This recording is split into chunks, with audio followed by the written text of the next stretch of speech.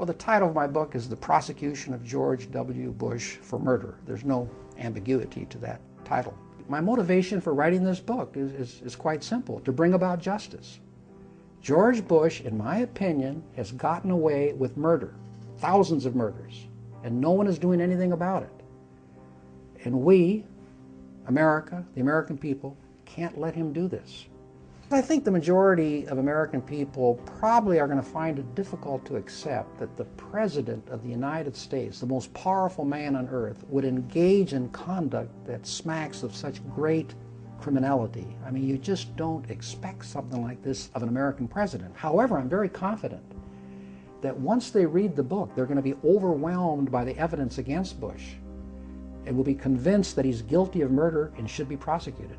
In the book, I lay out the legal architecture for the case against Bush, all of the evidence of guilt against Bush, and the jurisdiction to prosecute him. I mean, I even set forth proposed cross-examination questions of him if he takes the witness stand at his trial.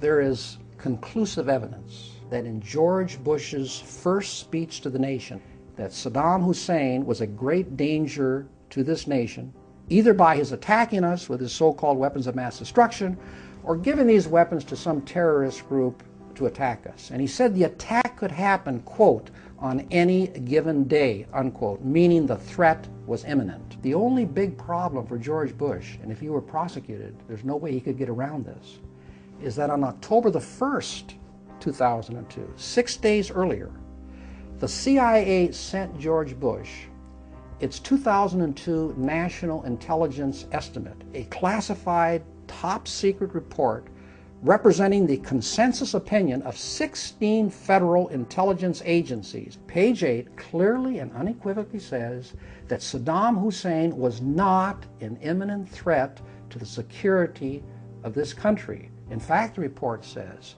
that Hussein would only use whatever weapons of mass destruction he had against us if he feared that America was about to attack him. So we know then he was telling millions upon millions of unsuspecting Americans the exact opposite of what his own CIA was telling him. If we had nothing further to go on, and there's so much more evidence against Bush, just from this alone, we know that George Bush took this nation to war on a lie. Who's going to pay for all of this? Someone has to pay. And the person that has to pay, obviously, is the one who's directly responsible for all of the death, horror, and suffering. And that person is George Bush.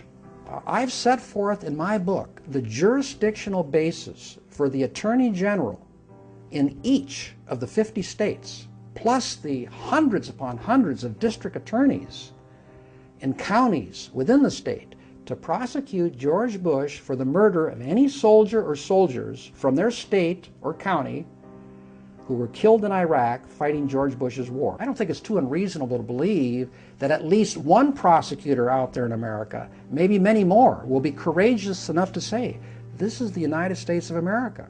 And in America, no one is above the law. George Bush has gotten away with murder. No one is doing anything about it. And maybe this book will change that.